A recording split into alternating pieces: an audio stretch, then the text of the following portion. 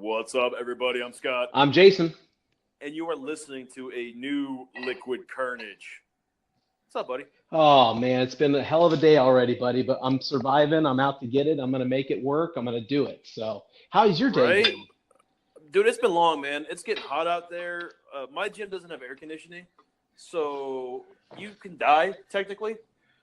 Dude, we've had a couple really rough workouts this week, so I'm drained. I'm completely wiped out. I am holding on for dear life so we can record today's episode here with you, my friend.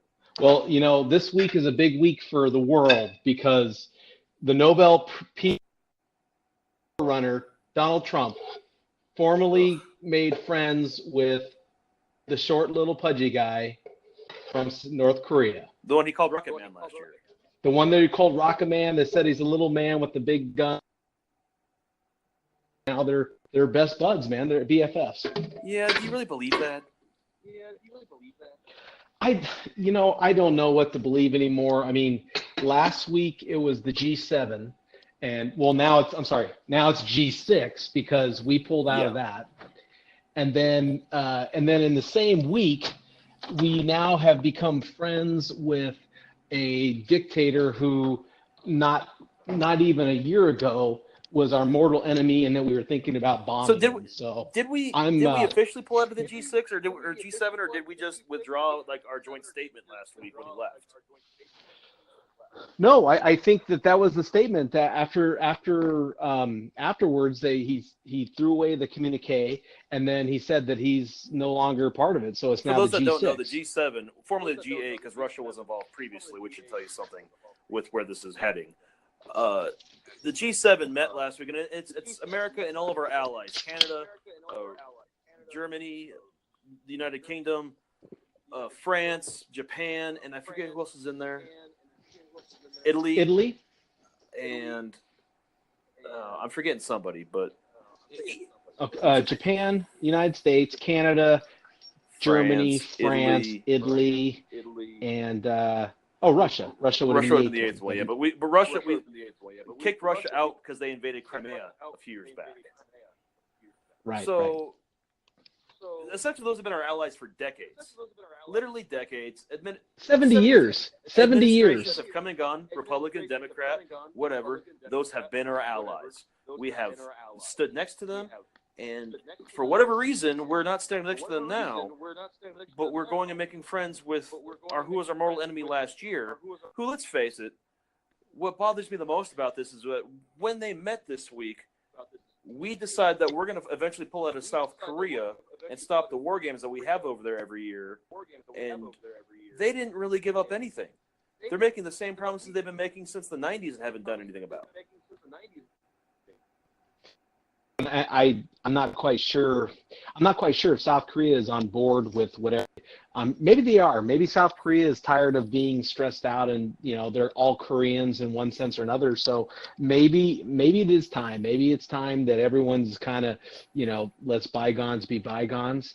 I think the thing that's just hard for me to understand is what bargaining chip does Trump really have with them? Because he can give up doing more tests with South Korea, but he can't actually get them to do the denuclearization of the area. So, yeah, and that's what I don't get is why are we aligning ourselves with Russia and North Korea all of a sudden? Those are two countries that didn't we call them part of the axis of evil not more than 15 years ago? Yeah, I don't know if they were on the axis to evil. Well, North Korea definitely was on the axis to evil. Oh, that's right. Russia wasn't. At that point, Russia was okay. Russia was not. It was North Korea, Iran, and Iraq, I believe. Well, I think with any sort of government, what I'm learning is that the government or the state of a country is really based on whoever their leader is at the time. And he really feels that Trump feels that this negotiation is going to help make the United States great again, because we're going to be eliminating the threat of being nuked. We're going to make friends with Russia, and then we're going to get a better trade bargain when it comes to our allies. Now, that being said, I don't think we're going to get that trade bargain. I think with the amount of tariffs we've raised on them, he's floated a wall on Canada now. Well, and I mean, I think that his bargaining chip is that we are the largest exporter or importer of goods in the world. So if you decide that you don't, want to play ball with us, we can make our exports to you harder and harder to get. I think that's what his thought process is, and I don't know. History shows that doesn't ever work, but maybe he's got a different trick. Maybe he's got a different tactic, because he is the great negotiator. Is he the great negotiator? I think so. I mean, he just brokered peace with North Korea. I mean, did he though? I don't think he brokered peace with North Korea. I think we just got lip service and played. Yeah, I think that maybe it's a good first step. I don't know. I have trouble. I have trouble with the taste in my mouth that our allies are now pissed at us, and our enemies, people that we didn't even consider talking to 5 years ago, 2 years ago, now are becoming our friends. It's like, I don't know. To me, North Korea doesn't offer us anything. I liken it to the old wrestling gimmick where you hit your friends with a steel chair and line yourself up with who your enemies were. It's a complete heel turn, and I don't feel comfortable with it. I really, honest to God, don't. And why would we piss off Canada? That's the part that bugs me the most. Is like, and the Daily Show said it best. That's like the Ned Flanders of countries. And look what we're doing to them for no reason. I mean, they don't. Well, I don't think he realizes that we supply 9.5 million jobs, and they're our biggest purchaser of goods. Yeah, I think that one thing that I think is obviously clear is that I don't understand them well enough to know how they work, but these trade deficits and these things that we deal with on a regular basis, they obviously must be a bigger problem. I never could understand what is negative about a trade deficit, but maybe the problem with trade deficit is that if you're importing more goods than you're exporting, then that means that you're not buying American-made products. And maybe you can help me understand what about a trade. I never understood, and as old as I am, and I'm old, I never understood what the problem with a trade deficit is, or a trade surplus, or what the problem is in terms of from a government perspective. Because to me, it seems like if you have a trade deficit, that means that you're buying more goods than you're selling to other countries. Yeah. Now, don't we as Americans have a direct impact on that? Because if we're buying products that are not made in the United States, that's not China's or Japan's or Canada's fault. That's us buying the product. Yeah. So I just don't understand, where the trade embargo causes, or trade deficit or trade surplus causes the real problem. So I don't know, man. All I know is that maple syrup and avocado prices are about to soar, and those are two things I use all the time. Well, the bigger thing I'm worried about is aluminum and steel. Yeah. Prices are going to be going up. Well, we still get a lot of products sent from overseas. So does that mean that all of our products go up as well? To me, that sounds like it's going to be a problem, because if product prices go up, then we're the ones that are going to be paying the extra prices. They're not going to just absorb those costs. And maybe the thought process is, if I raise the price of the steel and aluminum so much that it's better for them to buy it in the United States, maybe that's what his thought process is that it'll benefit our steel workers and our aluminum workers. But I think it goes globally to more of a thing for me that we're just not making any friends anymore. Like, no, we're one of 3 countries in the world that is not part of the Paris Agreement or Paris Accord. So we have no friends there.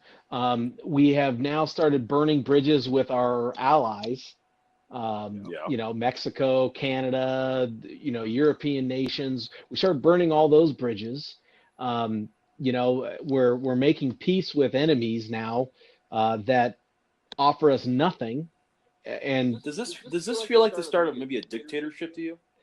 It's it's so funny because I've been watching documentaries on like World War II. And I've been watching documentaries on Vietnam, and as I watch these documentaries, things that people were doing 70 years ago but people are doing now, not a lot has changed. The players might be Yeah. different, but the thoughts are the same. I mean, you have a country like Germany, for example, who complained and about being, not strong and having people in their society that are not full people, and that they're the ones that, they're the ones that are causing the problem. They're the ones why we're weak. And I'm not trying to elicit that where we're going is leading toward that kind of mentality where they'll just kill people, but it seems very reminiscent of the same kind of things that Germany was talking about in the 30s, where we have all these people that are the Jews are causing the problems. Well, now it's the Muslims are causing the problems, and we want to get rid of, get the Muslims out of the country, and the foreign, Mexican illegals are in the country, and they're the problem. And Yeah, it sounds like the history is repeating itself to some not on the right side of history for us, if you will. well, and I think that the one thing that seems to work is when there's a population of people who feel like their government has not helped them and their government has not made them stronger, and they're losing jobs to other countries and they're losing jobs to immigrants who aren't here legally. It's very simple for people to say, you know what, we do need to get rid of it. Let's get the justice back, and let's get people who aren't supposed to be here out of here, and let's get foreigners who shouldn't be in this country out of here. I mean, it's easy. I can see how people can think that way. Um, I don't think that way, but I can see how a lot of people would think that way, and it's a very moving argument. Yeah, but is that how the people feel though? 'Cause I feel like that we're living in a world now where no one's asking the people. We're being influenced by Fox News or MSNBC or Sinclair Communications. I don't know if you. I was reading about Sinclair Communications today. Okay. Are you aware of who they are? No. They are. They've just been approved by the FCC to for the latest acquisition of local television channels. Okay. They will own 70% of all the local TV channels in the nation. Okay. And the guy who runs it used to run Fox News with very ultra conservative political overtones in his thought process and his communique. And he is the one that is sending out things for every station he owns that they have to say. Oh, wow. Yeah. And it's, and I'll admit, I lean more to the left than to do the right, but I try to stay moderate and try to listen to both sides of the stories. But I hear things like that, and it bothers me that we're not getting clear, unbiased news, even on a local level anymore. Well, and I think a part of it is we take whatever we hear or see or read as the truth. Yeah. Like I was talking to a friend recently, and who is an obvious Trump supporter, and they were making the argument to me about how bad Obama was, and I asked, well, what did Obama do that was so bad for you? Like, what did he do? And the response was, well, he spends all his money going on trips and playing golf, and that's what he did, is he wasted the taxpayer money. And I said, right now? I said, I got to stop you right there. Trump has gone on more trips in 1 year than Obama did in 8. There is no way that you can tell me that Obama wasted taxpayer money. And her argument back to me was, well, that's what a friend of mine said. Oh. So you know what I mean? So it's part of the responsibility that we as a society have to do is we have to be educated. And when you have news outlets like CNN, MSNBC, Fox News, when they, there is no unbiased news channel anymore. Either you're left or you're right, and it's very hard to find anything that's going to give you straight facts. Well, and how about this? Everything is going to have a slant nowadays. Yeah. Everything is going to have a slant. But when you're also factoring the slant in with just erroneous news, like just wrong news, it's not accurate. I agree. It's really hard to know. And we as a society, if that's all we get, I mean, this person I was talking with, I mean, you could just hear bullet points that to me just don't make sense at all, and yet she firmly believed those points, and she knew for a fact that Obama was the ruiner of the country, and Trump's going to save us, and there's nothing that you can do or convince her of that's going to change her mind. I mean, What I nothing. think is So funny, and I think it's funny the way that the Republican Party attacked Barack Obama 5 years ago when we went into Cuba, when the American flag was raised in Cuba. Fidel Castro got sick, his brother took over, and essentially we lifted those sanctions on Cuba. The Republicans had a fit because we went into essentially a terrorist-based communist country, and we made peace. What is so different than what happened this week in North Korea? I think, yeah, well, and maybe that's part of the problem too with our politics is there is such a hypocrisy between, do as I say, not as I do. Yeah. Like for example, they bitched and complained that Obama went on all these golf trips and he was golfing all the time, and I'm looking at it like, how can you think that there's not going to be a hypocrisy when you're saying that, and our current president has golfed more in a year and a half than what Obama did in 8 years? I mean, it doesn't make sense. And one of the arguments that she brought up too was, oh, well, Trump, he takes his salary and he doesn't keep it because he doesn't need it. He can give it to charities and stuff. But he doesn't. But no, my argument was, well, wait a minute. That's taxpayer money. He shouldn't be just giving away our taxpayer money. We're paying that. So if he really wants to do something good for the country, maybe don't take that salary and leave it back in the coffers for where our, budget is. I mean, I don't know, man. I feel like we're heading in a really weird direction. It's a very weird time to be in America right now. It's a very polarizing time to be in America right now. Well, and I live in a very small conservative town, and I don't speak my opinions very much because people here are very much Fox News centric, and they only repeat what they hear on TV, and they don't do the research themselves. And I think people in smaller towns are more concerned about the R or the D next to your name when you vote for someone than the actual politician themselves. And I think that's part of the problem. People don't want to do research; they just want to click what party they think is representative of them and not understand. I think that, I mean, my mom is a very avid Democrat, as much as maybe some of your friends are avid Republican, and nothing Trump can do is right. Nothing. He's a criminal. All this stuff. And I think one of the things that I have a tough time with my mom is you can't find a good thing about him. If he tried, he could save me from drowning.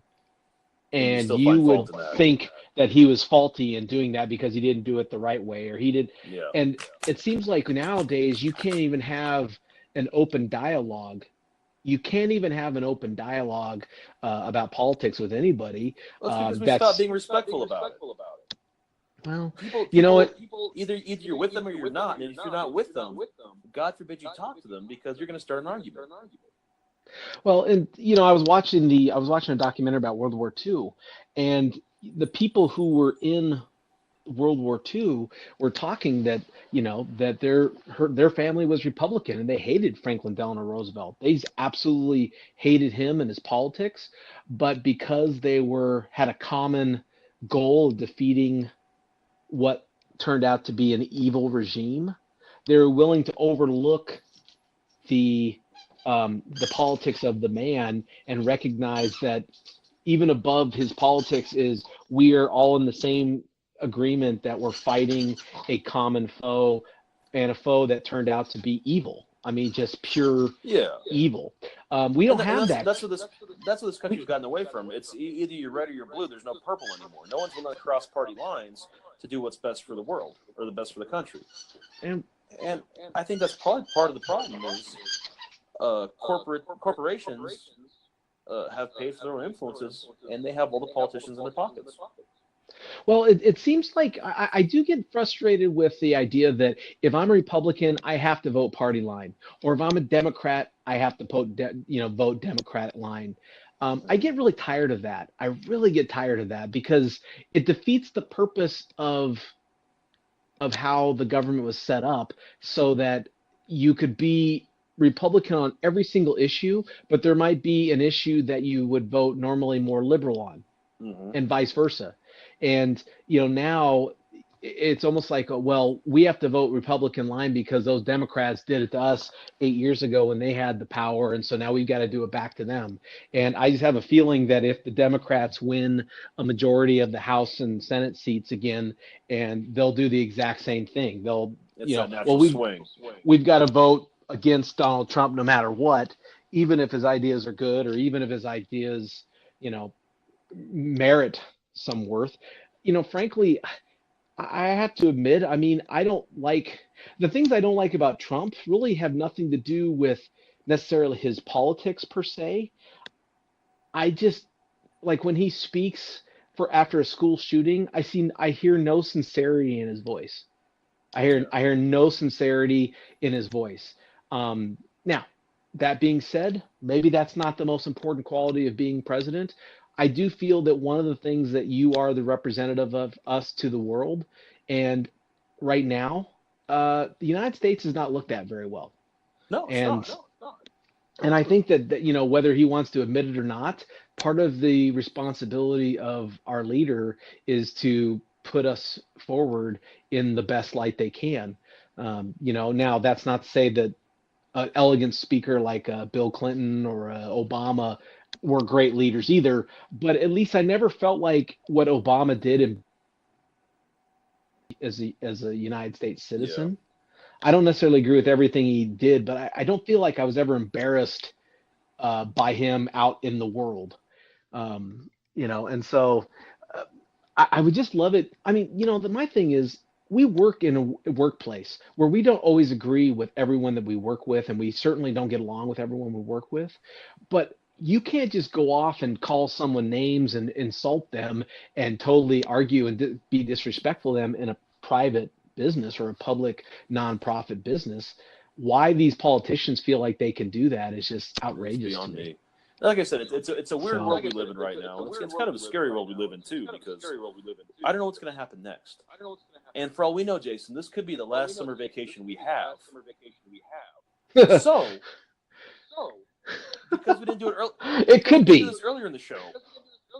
I want to hear your thoughts on your summer vacation plans on our social media, Twitter, Instagram, or Facebook, all at Liquid Kernedge. Tell Tom, our executive producer, your summer vacation plans. Liquid_EP on Twitter and Instagram. Well, assuming that our world is still here by late part of August, I am traveling to Augusta, Maine, to visit my daughter for a few days. Oh, that'd be cool. Yeah, so I'm going to go to Augusta and visit with her, and then I've got a couple other little trips planned. What do you got going on? I'm going to try to get down and see you in Noreen for a weekend and maybe catch a ball game. You see my brother. Oh, that'd be awesome. Now that the busy season has ended for me and the heat of the summer in Phoenix has picked up, I figure there's no better time to come to see you guys. Oh, it was 110 this week. Today is Thursday, and it's supposed to be in the 90s tomorrow. So I'm hoping that it cools off a little bit. Hurricane Bud down in Mexico should be hitting us on Saturday up here. So hopefully Arizona gets a lot of rain. Wait a minute, Bud, B-U-D? We need to come up with why people named where they come up with the names. Well, I know it goes alphabetical, and if it's from the Pacific, it's a male name, and if it's from the Atlantic, it's a female name. Isn't that what it is, or do they alternate? They go through the 26 alphabets of letters of the alphabet for a female, then they go through the men, and they just alternate. Is that how it goes? I thought it was like this year it must start with a female name and then goes male, female, male, female. It goes like back and forth. I can't keep track of it. Either way, I'm waiting for Hurricane Jason and Hurricane Scott.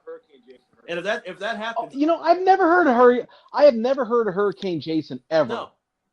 That's bullshit, man. That is total bullcrap. In fact, I want to petition the National Weather Service for a Hurricane Liquid Kernedge. Can we buy the rights to the name of a hurricane? Oh, I don't know. That'd be fun. I know it's a terrible thing to happen to people, but can we buy the rights to name a hurricane? Hey, sometimes when we're rocking it like this, we rock it like a hurricane. Right? I mean, let's go Scorpion style. Rock it like a hurricane. Gosh, that sounds good. Yeah. So our friends Dean and Danielle are going to Alaska on a Yeah, cruise they're this going summer. for Danielle's 40th birthday. It's funny. I don't really have anything planned. I'm going back to New Orleans in October, but the summertime, I might head to the Okay. mountains. I don't know what I'm gonna do. I need to take a couple days. I might go to Vegas and just sit by the pool for a couple days too. Hey, this is well, if you ever want to come down here, we got a nice pool. We wouldn't be here, so you'd have a nice pool. You got the roof deck. You can go hang out there. We got beers and stuff. So anytime you want to come down for a long weekend, just check us out. We're here. I might do that. Sounds like a better deal than Vegas. Of course, Vegas does have a little bit better Well, in nightlife. that's true. I don't know. We've got some pretty good nightlife. We got downtown Old Town Scottsdale. We got downtown bars. Listen, So I'm come too on. old for downtown Scottsdale. I don't make enough money for downtown Scottsdale. Whatever. No, that's your problem. You're too poor That's for it. downtown I'm too poor Scottsdale, for it. Yeah.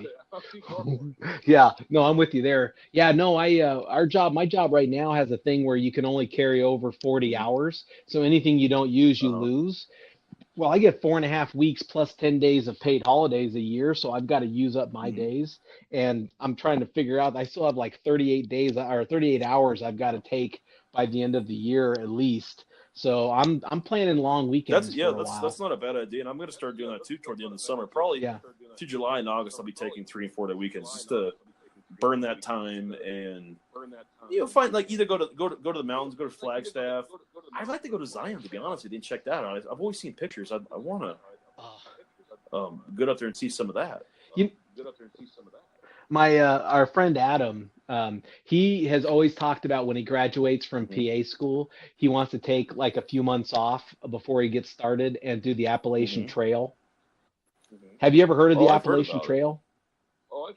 Yeah, it goes up. I think it's like Maine to Georgia. It's like 1,100 miles, and you just walk a big trail hike. And would you ever do something like that? Take off 4 or 5 months and just go hike? I would like. There's the Pacific Crest Trail out here that it's from essentially the Mexican-California border all the way up to the Washington-Canada border. Oh wow, okay. So same thing. It's just on the Pacific coast. And part of me thinks that I'd like to do that, but man, that's a lot of hiking. Yeah, dude. And they said that on the one for the Appalachian, you have to start by May and you have to be done by October, or you can't make it because the weather gets too bad. So that's a long-term goal. I think a short-term goal to add to our list of things to do for Liquid Kernedge is the first weekend in November in Las Vegas is the Las Vegas Rock and Roll Marathon. And I'm not proposing we run the marathon, but there's a 5K. Oh, and I think we should run the half marathon at least. We can run the 5K. You, me, baby. Let's do 5K? it. You want to run the 5K? 5K I could do easily. Half a marathon, I need to start getting into shape. You keep saying half marathon. I keep saying 5K. If you want to run the half, you go right ahead. I think we should have the Liquid Kernedge listeners vote on which one we go with. No, because I'm running the. Why not? I don't like running as it is. This is busting out of my comfort zone. Scott, Scott, put it on their Facebook page or put it on Twitter. Want to do one of your little surveys? What would you like to see Scott because our and Jason fans are going do? to motherfuck us and tell us to run the full marathon, and I only want to do the 5. Oh, well, we can always doctor the numbers later. We can't tell them that now because they're listening, but yeah, pretty much. Oh, Yeah, I fucked it up. Yeah. Okay, never mind. Then. I'm sorry. You don't get to vote now, people. I'm sorry, dude. I'm sorry. Say, but I'm predicting if I say the 5K or the half marathon, they're going to say a half marathon because I don't want to run it. And I know our listeners. So, no. Our listeners are good people. They're also assholes like we are. That's only to us, though. Exactly. They wouldn't do that to normal people. That'd be fine, but to us, no, we're all getting dicked. At any rate, look for that on. Hey, we kind of went off on the politics a little bit. We don't do that very often, so that was kind of a refreshing take. Time, yeah. I hope that our listeners realize that, whether you like Trump, don't like Trump, you like our government, you don't like our government, we got to stick together as citizens. We got to stick together, respect each other, value each other's opinion. Doesn't mean that you're wrong if you have a differing opinion. It just means your opinion is different, and we need all those to make ourselves great. So we love you, obviously, and we respect every single opinion, no matter what. So make sure you go to our Facebook page, Twitter at Liquid Kernedge. Go to Instagram at Liquid Kernedge, and write your feelings, write your comments. We'd love to hear Perfect. from And you. also, if you want to talk to Tom, he always wants to hear your feelings. That's Liquid_EP. All right, I love buddy. it. I love it. I think our baby. time is up for this week. Yeah. Wow. We got a lot out there, though. Hey, let's hope we have peace and love for everybody. I hope we have it. This week was a big week politically, All right, man. so hopefully we have good things I agree. coming. So what? Jason, take us home. All right. Obviously, we appreciate everyone who listens to our show. You guys are loyal and faithful, and we really appreciate you. That was Scott Kern. I'm Jason Edgeworth, and as always, if you never know quite what to say, just have yourself some Liquid Kernedge.